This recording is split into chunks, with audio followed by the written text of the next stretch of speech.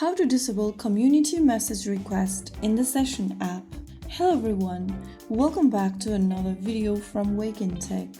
If you don't want to receive message requests from the wider Session community, you can disable the community message request in just a few steps. First of all, open up the Session app on your device, and once you're inside, go ahead and tap on your profile icon at the top left corner from the home screen. This will open settings. From here, go to the bottom and tap on Privacy option.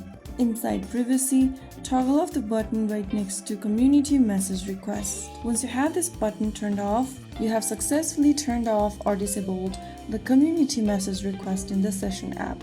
From now on, you won't receive message requests from the broader Session community, giving you a more private and controlled messaging experience. So there you have it. If you found the video helpful, don't forget to like, share, and subscribe to our channel.